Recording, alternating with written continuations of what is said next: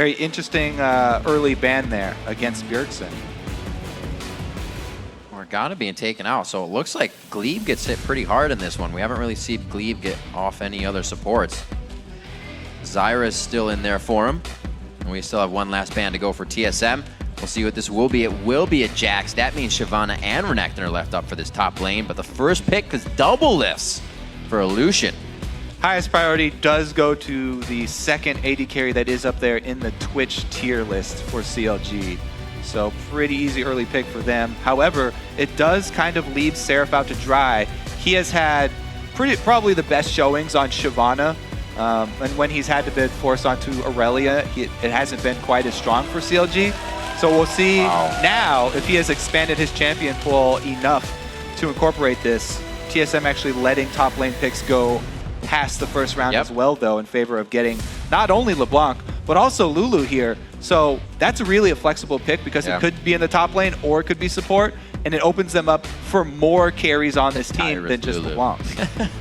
This is actually something that CLG likes to do as well. Aphromoo played the Lulu the other week. They'll take out that mid laner, kind of take it away. So with those grabs, TSM definitely hits a core amount of champions and the bans that CLG likes to use. I really do like taking Lulu pretty early, just because she can go into so many positions. And as you said, Aphromoo really liked Lulu as a support as well. So not only are you taking it away from Link, but also possible CLG support being taken away there. His last game of the week versus Cloud9, Link did bring out the Orianna. Looks like he'll try to do that once again.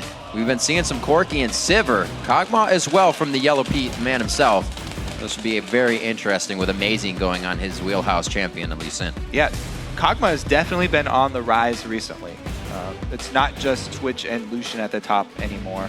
What's really interesting about the Kog'Maw nowadays are there's so many different builds people are using.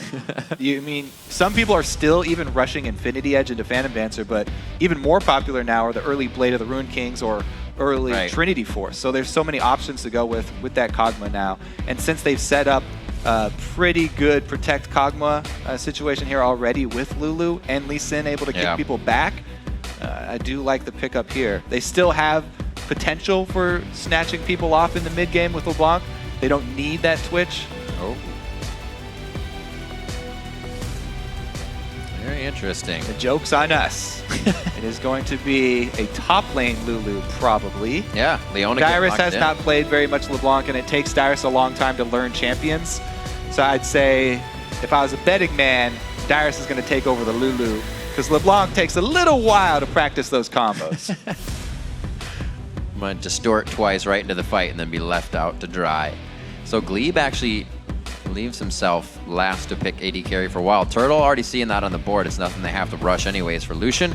Double Lift and Aphromoo, however, kind of winding out the composition for CLG. Still have Shyvana on the board. It would be an easy pick, but yeah, could be an easy last pick here, though. It would be going up against Lulu.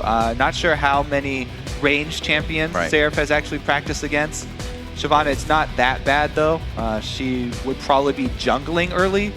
And since CLG have two solo laners now, with the Leona being locked in, or TSM have two solo laners now that are very poor junglers. CLG will probably be looking for some sort of lane swap here to make that Lulu or the LeBlanc try and farm jungle camps, because they're very inefficient at it. So we have Sarah's pickup of Renekton. Dyrus knows this matchup very, very well. And we also have the pickup of Aphromoo on Alistar. We got to remember the ball delivery system coming from Link there. That's something that CLG used heavily at the end of the split. Yeah, this is a very, very solid composition from Counterlogic Gaming. It's not complicated at all. They have a very simple comp here. Definitely oriented on that team fight, trying to use the Shockwave combo with Aphromoo. Meanwhile, TSM, they really have to watch out for this early game. Like I said, with picking two mana-using champions for their solo lanes, don't know how they will manipulate the early laning phase here. Maybe they will spend more money on vision and try and get some favorable matchups. I mean, top laners in this meta have really been sort of reduced to scavengers for the beginning of the game. They're just kind of... Who can do it the best? Hey, here, go ahead and jungle without a jungle item for a while. Don't teleport wrong, or top lane wrong time. Yeah, You'll die. And they just basically just follow you around. They're like your friend just begging for scraps. Can I get the small wolf, please? Just one small wolf. Somebody will figure it out. One of these days, somebody's just going to blow our minds and do something completely different. We got to remember back when Gambit started doing it with the Janna Roam and the Shyvana in the jungle, and we were like, wait a minute, supports in the jungle? What is this? Now the top laners have to do it. One of my favorite things about the new meta, so many roamers now. We get 3 people roaming around in the early game. You can have 4 people mid sometimes at 2-3 minutes. They ram it up. Before we jump into the game, we want to see how you've been voting over at lolesports.com, where TSM leads with 65% of the vote. It's not too bad off. Yeah, and you can also continue to share your predictions by tweeting either hashtag CLGWin or TSMWin to @LOLesports. We will be updating our polls throughout the entire game to check in and see how people's opinions are changing. So it's interesting when Cloud9 played Team Solomid first, they kind of banned out Amazing. They said, here, you can not have any junglers. And then it's kind of an all-around focus coming in from CLG. They feel like hitting every point of the team while getting double at first pick Lucian is their best bet coming in here. Yeah, Amazing definitely was practicing a few more champions as well after last week. So he's probably up to speed on more than 4 now, as the weakness has been exposed. But as Crumb said, there are plenty more junglers outside these top 4 that everyone keeps talking about and everyone keeps choosing that are very much viable options. What are we looking at in that kind of situation? Well, if you're looking at Europe, then you saw Yorick, but that hasn't had too much success. But all the old junglers that people used to use are still viable. I mean, there's still the Xin Zhao, there's still the Pantheon, there's still Vi. They're just not as good early anymore. And people are much more favoring things like Lee Sin and Elise because these 2 guys, these 2 junglers here are going to look to have a very early impact. Dexter and Amazing, with very early game junglers, they should be able to really dictate the pace of this early game. Is there any fact of the swapping that kind of affects any of these junglers positively? A jungler with more mobility, the fact that things are swapped up, position on the map is stronger in one area. Does Elise favor that? Yeah, that's why we're seeing these early game junglers because they have more freedom now that people are not shoving down early turrets. They don't have to show in lane anymore. So if you're a jungler who can win a duel versus the majority of other jungling champions, then it's a good pick right now because a lot of the time you're only level 3. You're running into people. You're trying to duel. There are a lot more early skirmishes here away from turrets. Right. Now that people are moving around so much. And that's something that's going to play into the factor as we were talking about for Dexter. Having that big picture already ready if you know what you're getting yourself into. Meeting Amazing in the jungle, like you said, Amazing's going to be playing reactively if he hasn't already anticipated that. And we saw Dexter when they were at the Battle of the Atlantic, he was a little shyer. A lot of bush time, didn't really come out for ganks. But then when he got here in the LCS, he was pretty much starting all of those ganks. A lot of first bloods for Counter Logic Gaming. So Amazing will definitely have to be on his toes in the jungle. Yeah, and he has been, focusing a lot on the bottom lane as well. We'll see if he lends any extra support to Seraph. Seraph, though, we talked about the limited champion pool. Renekton's very easy to pick up. I feel confident that he can perform on Renekton. And he is taking teleport. It's not the Ignite Renekton because CLG, like I said, probably not looking for the standard lane matchups here. Probably looking to switch things around and get some free lanes. Well, free lanes for CLG would definitely be good. We know Doublelift loves to be in that atmosphere, farming his face off. The crowd is ready. A little bit of the running man as well as they get themselves onto the Rift. Looks like we got some relics in the bottom lane. Start off pretty organized and even across the board. Dexter gets himself a Vision Ward in there. Yeah, so extra vision for CLG, actually, because they're the ones that really want to manipulate this early game. We'll see if it does pay off here. Aframu also starting with that Targons is interesting. A lot of the times he'll spend even more money just on consumables and vision. But this time around, he's going to be beefy in that bottom lane. Alistar and Lucian is nothing to sneeze at. They have a lot of kill potential, and it's a great pick against Leona. Because whenever Leona comes in, he can not only interrupt her combo, but he could also headbutt her into the turret if they engage too closely. Just pulverize, knock her right into danger. So it's just this very strong pick against Leona specifically, and it's one of Aframu's specialties. I like it as well because, Glebe and Wild Turtle still kind of getting adjusted together, Glebe has quite a bit of responsibilities coming in for Team Solomid. So anything you can do to kind of hinder that combination, you're going to get the one up. You can see that vote. Yeah, and that's a good point because Wild Turtle is on a champion that is not forgiving if you have poor positioning. Kog'Maw very similar to Twitch in that regard. So we'll have to see how he can position on Kog'Maw. It's pretty easy for Kog'Maw though, especially since no mana for his W active. Taking advantage of that long range should be Wild Turtle's goal. That was a fantastic change. Always love some Kog'Maw play. Just bring back the green elixir now and you're good. 2 minutes coming up on the clock as both teams look to give each other a little bit of space here in the beginning of the game. Regular starts off, no steals on the buffs. And it looks like we are going to get the matchup in the bottom lane. We'll see if Doublelift and Afremu decide to go hard here. All right, so we are going to get 2v2s down bottom. This is a really interesting 2v2. I really like the interaction between both these supports as I was talking about.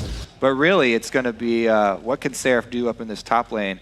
Dyrus with one of the newer picks for himself, trying out the Lulu. We'll see if he can actually deal with Renekton. Because Renekton does have kill pressure on Lulu, even though she can harass him early. Like I said, Dexter likes to make moves pretty early.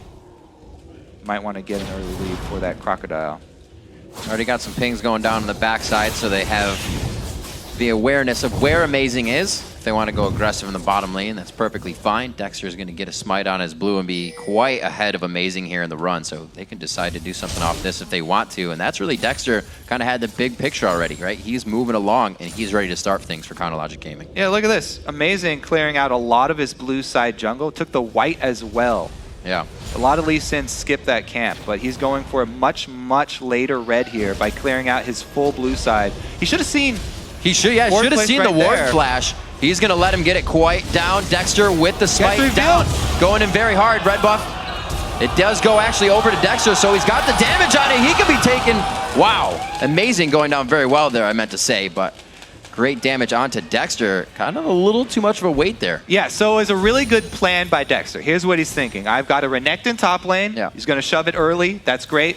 My mid lane as well, Orianna can shove LeBlanc very easily. So I've got two solo lanes that can back me up. It's a good call to go for that invade. The problem was really in the execution there. He missed the cocoon. He got revealed by the W. After he placed his ward, there's vision, so he didn't have to be that close. Could have backed off and expected that there would be a Tempest Cripple combo from Amazing, but he was too close. So he got revealed, it forced his hand, he rushed in there, didn't get the smite steal or the early damage onto Amazing. And if you go to at Lee Sin early game like this without landing that cocoon, then you're just going to get destroyed. So they actually end up only trading flashes because CLG have control of the lanes, and it was great collapse. Didn't go too poorly for CLG. Good plan, bad execution. Seraph still a bit of a level up on Dyrus. With Dyrus staying in the jungle, he is just leveling up now to meet where Seraph is. So if he can keep that in lane, the level 6 will be great when when Seraph hits it. Trying to formulate something in the jungle. Doesn't work, but you can see already CLG under 5 minutes trying to get something going. Seraph getting a little punished down in the top lane is Amazing. Wants to get something started here for TSM's side. Coming in for Bjergsen, misses the ethereal chain. Looks like he'll be safe. A little extra damage. Whoa, whoa. Crowd really wants him to take that Lee Sin Q, I guess. It's like a cafeteria fight. But yeah, he dodged the skill that mattered. The chain is what was crucial there, so good job by Link. Actually going back to purchase his early Chalice now, too. Need that early magic resist versus LeBlanc, because all that she has over Orianna is the kill pressure. Now that he's got his magic resist and mana, he can control the wave much easier and reduce a lot of that Bjergsen threat. Link quickly getting a sweeper on this back, actually. So we'll see if they try to get Dexter to come back mid. Right now, looks like he's going to do some lane work. Going for Seraph. Lane gank bottom from Amazing. Just walked right in there with Lee Sin. Now, it's a champion that's very strong at lane ganking. However, the wave was shoved up so close to the turret. The point here is just to shove it into the turret. Afremu standing pretty aggressive on this one. Like you're saying, he's looking to headbutt somebody into the turret. He will not give you any extra steps there. And he also uses his Targon Execute to make sure they don't lose any minions under the turret. So even though TSM shoved this up to the turret with Amazing's help, they get nothing out of it. Actually, it's frozen in the perfect spot for CLG. So not able to accomplish anything with that trip down bottom from Amazing. And Dexter might make him pay for it. Because he showed down bottom, he knows there's no chance of a counter gank. There it is. And as I said before, Renekton does have the kill pressure on Lulu. Well, she just hit level 6. Dyrus and Seraph hitting that. Well, just about 2 minions apart. And Dexter's level 4 here. Dyrus does have his ulti, so at least he does have his ulti to rely on. But Seraph is trying to charge up his Fury Bar right now. They have a perfect way to tank this. If they can get in, Dexter takes it first, repels out, and then it's going to be... Oh, actually, Seraph's going to have to take this quite hard with the Dominus on. Gets shrunken out. Dyrus could have shield coming up soon. Gets the slow on. Dexter getting an auto attack. He's going to go down. And so is Seraph. The double kill for Dyrus. It's not even over. Amazing. Sneakily getting himself out towards Dragon, but who would have thought? So we talked about communication. I think that might have been a little bit of miscommunication. So let's watch. Dexter backs off now after the ult and shield have gone down. Seraph goes deep in though. At that point, Dexter has to try and finish this. But with Elise's reduced damage, he's not able to get the kill until he goes down anyway. And since Seraph went back in, not being sure that Dexter would be able to finish the kill, he thought that Seraph actually wasn't going to go down there. So he gets back into turret range and ends up going down as well. A double kill for Dyrus. Extremely good for TSM here. Because Renekton really needs to be able to use that early lead. Once Lulu starts getting more beefy, he loses his kill pressure. It's much harder for him as the game goes on. And Dyrus being able to purchase some extra wards here too should be feeling a lot more confident in this top lane. It almost looked like Dexter thought he got aggro because he stuttered back. And then, no. I think he was just saying, okay, we got the ult and shield, it's too dangerous, and he didn't want to go for it. Not sure, though. Might been in those things, those heat of the moment, do we go for the dive, do we stop? Those are the things that really, really count in the early game here that CLG might be missing because of the language barrier. They have said, though, that Seraph's English is strong. So they haven't had problems communicating with him. Well, we got to think now, those 2 incidences are adding up. Dexter went into the jungle. That was a failed attempt. Pulled Seraph out of lane, and now they got killed in the top lane. So TSM now trying to work a little bit of the snowball they've been given. And CLG looking to stave it off here. They've done quite a good job, but again, Seraph has to be pulled back out of lane. Might lose a few CS to the turret, too. Yeah, and because Link is collapsing like this, you know, Bjergsen's doing a great job controlling the CS in this mid lane. Got a pretty good early lead here. And since he has blue buff, and the blue buff was effectively denied from Link, Bjergsen's going to have a pretty big upper hand here, especially with that 2-level lead. Link should probably get a level off this wave, though. Yeah, there he goes. Walking around. He's not going to do anything. He wanted Wraiths, but he's not going to take it. He doesn't know where everything else is. Now waiting in the fog of war for a bit of action towards Link, as we're looking to see what the bottom lane is doing, and it looks like it's Doublelift and Aframu on the roam now. There are pretty good wards here from TSM, though. They have pink wards on both sides, so they'll see this roam up top. Yellow pinks do go down. The pink ward actually was not found by CLG, so it's still there for TSM. Everybody's walking by that bush. Dyrus really gets control of the top lane because there's a roam down from Seraph. Dyrus doesn't have his teleport, though, so he's going to be late to this party. Just gritting his teeth. Gets Amazing and Bjergsen out of the situation. Damage there. If CLG can keep getting pokes like that, they're better off. Because of that delay, though, Dyrus came down. This could be 5-on-5. He did have that speed. He whimsied himself into position. A nice Void Ooze. That's going to be a full 5 hit on the slow for the Solar Flare. Coming in with the damage. Link very hurt. Aframu on the outside throws down the ultimate, reducing the damage, but is it enough? A 1v1, and Dexter takes out Amazing on the left side of your screen. Bjergsen's going to finalize that kill on the cow. It looks like they back off with 2 for 1. Yeah. Glebe a little bit overreaching right there, chasing into that Alistar and Orianna combo. Pretty dangerous. It's only a 1 for 2, though. Not terrible for TSM, not amazing for CLG. But yeah, that's the Leona-Alistar interaction we were looking for. Amazing tried to follow it up pretty well and does kick over Doublelift, but the damage from TSM, not in position to follow it up. Seraph coming into that fight, if he still had Dominus, it seems like he could have gone back in, but he walked into the fight with it on, so they're not really organizing these. Yeah, he has built early damage too, so with the Tiamat, not a lot of potential for him to tank up Right. for this team. His teleport is available though, and it looks like CLG just going to give this one up because of the ward coverage here from TSM. Possible steal, but very unlikely. Cannot has. Dragon going over to Team Solomid. We got an even game in gold and kills right now. 11.5 minutes in. Dyrus and Seraph back toe-to-toe in the top lane. Looks like Bjergsen's going to back. He's got about 600 gold lead right now. That's coming off his kills. The assists with 10 CS in his favor. But Bjergsen and Link have kept each other from roaming, and those are two of the two pivotal members of the team to get things going if the jungle cannot. A lot of wards up here for Seraph in the top lane. He wants to go aggressive. He's built all this damage. He has a Tiamat for shoving. Wants to keep Dyrus sequestered up in the top lane so that he can't join the fights. Lulu's biggest strengths are buffing up the rest of the carries on a team. Being able to get other people to carry harder. She's not one to necessarily carry by herself. So if you can keep her away from the rest of the team, really reduce the effectiveness of that pick. From setting up this lane gank, that should cause TSM to play more cautiously though, because they've just seen this pink ward go down.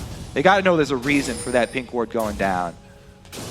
See if they actually call down Amazing though, because right now he's headed mid. They're just giving up this bottom turret. It's going to be in. Doublelift gets a nice ward, so he needs the 1v1. He'll be happy to.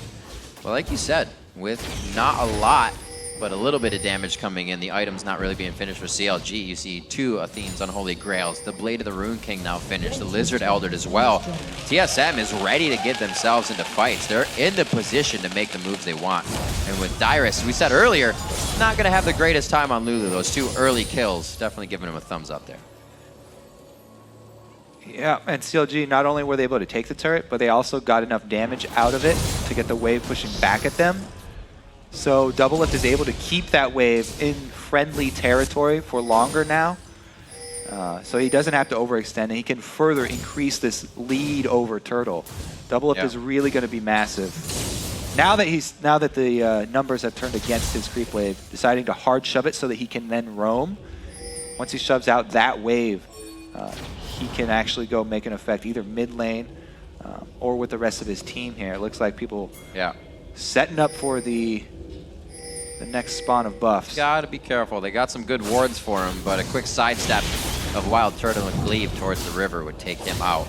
He's 141 to 100 in CS right now. Really having a big effect, Doublelift and Afromoose combination against Wild Turtle and Glebe and a Cog Leona combination. Turtle is definitely looking more for late game, but he needs to stay competitive in that CS score because Lucian is not a poor scaling AD. As we said, Doublelift is already on the road to outperforming him in these mid-game team fights. Early Blade of the Ruined King, though, very popular build for Kog'Maw. Does help him out a lot with champions like Renekton who are going to try and dive to him. Then he can slow them down and kite them back. This is not a tanky Renekton, so he can actually kill him pretty easily if he's able to get distance. Great picks play there. Glitterlance after to follow up some damage, and he's just trying to bait in the play for Dexter. A little bit of time wasted up here, but he's sitting on half a red buff left.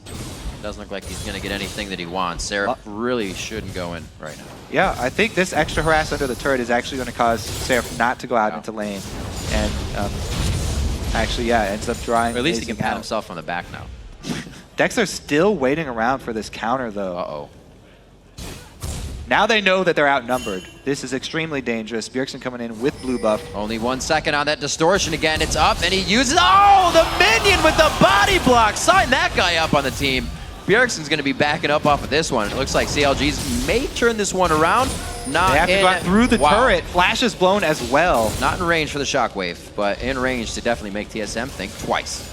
Now that was just a pure mistake that was easily avoidable by Bjergsen. You can just watch your own creep wave.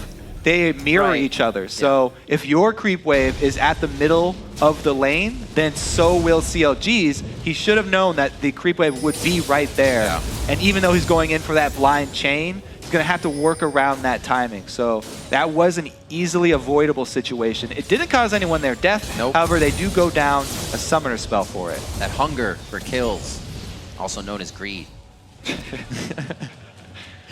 See what CLG can do is Aphromoo is going to back 1 minute on the Dragon, so he will get himself prepped and prepared for that. 50 CS leads though for Doublelift. Being an 80 carry, always say the #1 rule, if you're not farming, then you're not being an 80 carry, and that's where Doublelift is going, down to the bottom lane.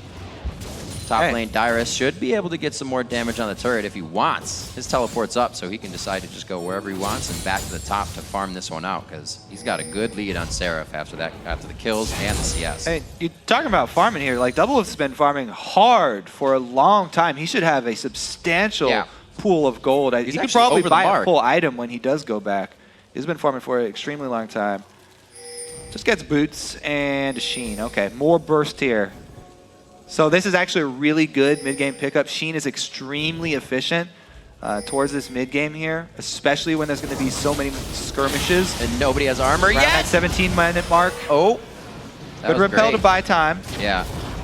He actually got a stack from Chain and the Zenith Blade, so he didn't have to worry too much about the card control.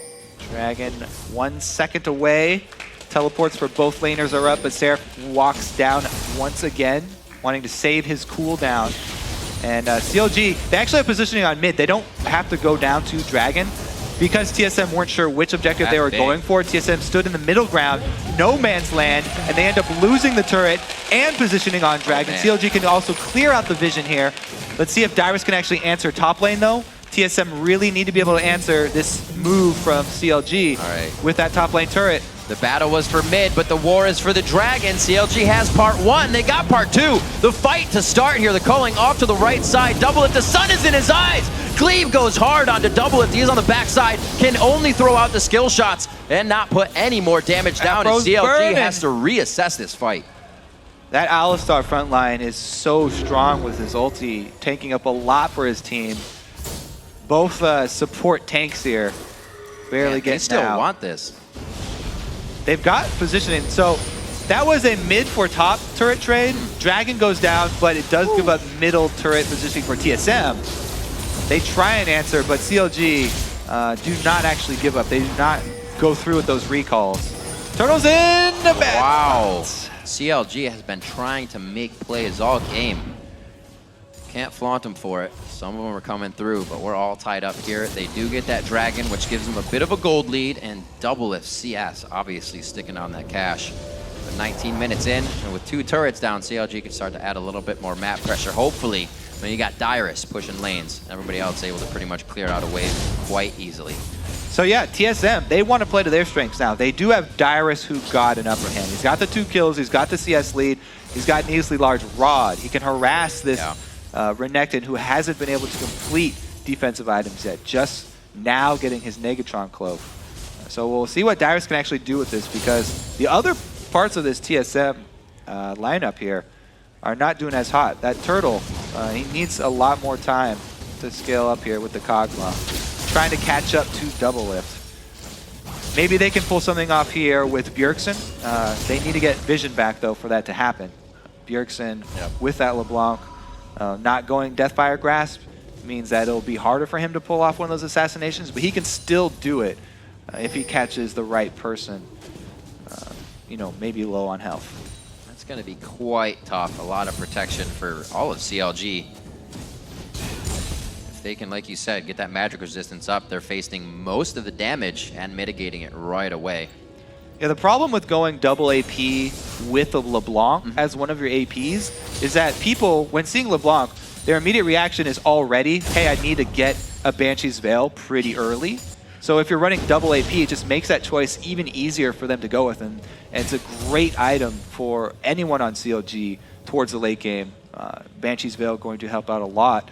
So TSM really need to... Whoa!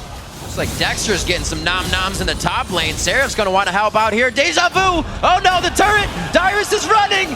Time number 2, misses the cocoon. Whimsy coming up, the Glitter Lance goes over to Seraph, and he plays this one out in the fancy feet. Time number 2. So they don't get him again. However, it's just going to be a trade for turrets. CLG getting top turret right now. Meanwhile, TSM going to get that bottom one. The real story is what's going to happen mid, because side lanes are traded pretty evenly here, but Doublelift has such a commanding lead. With that Sheen, he can do a lot of damage very quickly to turrets. Really great purchase, putting the Phage on there as well to keep himself a little safer. Aframu throws it on. The back line is not warded right now in CLG. Like I said, trying to continuously make plays throughout the game. A lot of defense being provided here from Glebe and the rest of the team. Collapsed on by Bjergsen here. Very close. He also has Amazing right on his heels. Bjergsen looks like he's been living with a blue buff on it as it actually drains off of him. As I say that, good dissonance damage from Link. He's actually leveled that all the way 4. Q is at 5 since he spent that up. We're gonna see what they can do. Slowly pushing towards the mid lane, but they're not getting any of Turtle's poke down. They're not getting Glitter Lances there. They really can't engage much. CLG really looking for the perfect shockwave. Initiation burst onto Afro. The one that heals. Not going to be that effective. Yeah. Oh! There it is! The ball delivery system! There it is! They get it there by 10 a.m. guaranteed. And it looks like it's going to be Dyrus running for the hills. Doublets gets himself in range. The Phage speed, the W passive speed, all the speed necessary for the double kill. And that is going to be a middle inhibitor turret already going down for CLG. Bjergsen wants to make them pay for it though. Trying to get a little bit off the edge there, chip off a block for himself, but nothing is coming off on that. CLG is a rock right now, and they're turning this rivalry into a base destruction versus Team Solomid. They pick up a 5,000 gold lead, 3 kills on the run there, and 3 turrets for themselves in the lead. A whole inhibitor off of that single initiation. Everybody knew what was coming. Everybody saw the clip last split. But you're inside their head. Still that impressive, even if you know it's coming. Aframu and Link once again pulling off the combo, and Doublelift is able to chase them down, even though red buff does wear off. Matter of seconds. Everybody on TSM thought, oh, VODS, we're safe. That was the end that CLG needed. Yeah, beautiful combo from CLG. What we were expecting from this composition, and they pulled it off beautifully. Great execution. TSM going to have to worry more about spreading out. I mean, they can't really afford for another 3-man Moo Link combo. So they're definitely going to have to spread out and work more with the counter engage. They don't really have the best opportunity when having Leona go all in, as we just saw, because not only is Aframu able to use Alistar's kit for engage, but also disengage and counter engage. You just crack all that CC. It's really more about TSM trying to use the Lee Sin kick to buy some time for them and then regroup. They have to spread out for the beginning of the fight and use Leona more for a secondary engage, a reinitiate. And another thing that helps is that they got so far with that battle. Doing that twice isn't always the easiest thing. Like you said, TSM's going to be looking for that. You're not going to get another perfect ball delivery. So we'll see how CLG can work their way back in to get it again. To be fair, TSM should have been looking for that from the beginning. Because CLG have done this before, and CLG were still able to pull it off. Also, once Aframu gets some more mobility, that's going to be even more scary. Oh dear. You can just see, they don't even want to attack him. Turtle knows just on his heels is going to be even more death from the Mad Cow. So they back off. Turtle's safe. A lot of summoners up on both sides as well. So we'll really get an all-out fight from both teams if they decide to go head-to-head. No holding back. 240 to 199, almost hitting 200 CS there. Doublelift staying on that mark for CS per minute almost. 2-0 and 3. So that first pick, Lucian, really working out for him. Yeah, it's turning really scary for TSM here. Seraph as well got really strong. He's got a fully completed Randuin's now on top of his Negatron cloak. So he is getting to be that beefy secondary tank after Aframu initiates. It's kind of been the story always. You kind of see Seraph in the beginning, and then he'll disappear, and then he'll come back as a formidable opponent sometime in the game where he still helps CLG. Interesting choice here by TSM. They wanted to make another trade. This is just an outer turret, though. Yeah. The last outer turret for CLG going to go down for an inner turret of TSM. And TSM has to be very careful about recalling. They need to get back in time to defend an inhibitor turret. They can't afford to trade one outer for 2 turrets, one of them being inhibitor. CLG is just playing this fantastically with the amount of strength they have. Aframu knowing the limitations and how far you can really go with that champion of Alistar. There is the command shockwave to lock it down. A quick Q movement on the ball move.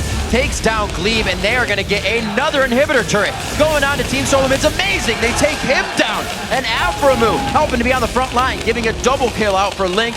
Double Lift picks himself up one as well. These guys are just going hard. Actually, Double doesn't. He's just on the assist score. Plenty of shields there for Double Lift 2 as Bjergsen comes in for the burst.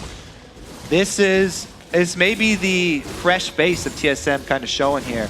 Not able to get everybody on the same page and recall quick enough. They weren't able to convey the desperation of that situation. The speed at which CLG were pushing was pretty easy to tell there, and they were not able to get the recalls in time. Right. End up losing another inhibitor for it.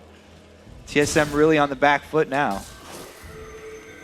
Well, doing what they can, still remembering they got to light up Baron as much as possible. Everybody to back here, amazing with the possibility of getting this, but I don't even know if CLG is going to give them the chance. They have an inhibitor to fight at and force that one already, while Turtle and Glebe staying safe right now. We'll see what these guys have for CLG on a last push. They still have, like we said, a little bit of front-end ability power damage if they can hit the right people, but they have to hit the right people. Speaking of front-end ability power, Link is massive right now. He's also got a blue elixir on top of almost 3-item completed mid. So he's going to be giving some very, very high damage shockwaves, courtesy of Aframu. And Bjergsen gets the rest down before the fight even starts. Perfectly done on the LeBlanc. That's why you'll see a lot of people go after the LeBlanc. Oh, he gets it. Very nicely done. Link on that one as well with the shield assist, the speed up, and they're going to be going for the inhibitor. Not something they thought would happen. And another time that CLG catches TSM thinking they aren't going to engage. Yeah, it seems to be the whole team of TSM here kind of out of position, not really respecting the speed of CLG, and they pay for it there. Also not able to take up enough calling. Wow, Kobe! Wild Turtle gets hit up. That was a passive shot in the Sheen proc. Glebe is going to go down as well as they shut down the Sun. Double kill for Double Lift. 3 are now down. The Nexus turret will fall. A sub 30-minute game for the CLG TSM rivalry as Counterlogic Gaming takes the win at 28 minutes. Congratulations to CLG. Very strong performance from them. Great. And maybe the lack of planning there from TSM kind of showing through. They look a little bit unsure of themselves towards the mid-game. Not to point it at amazing, but we saw a lot more during his European gameplay time.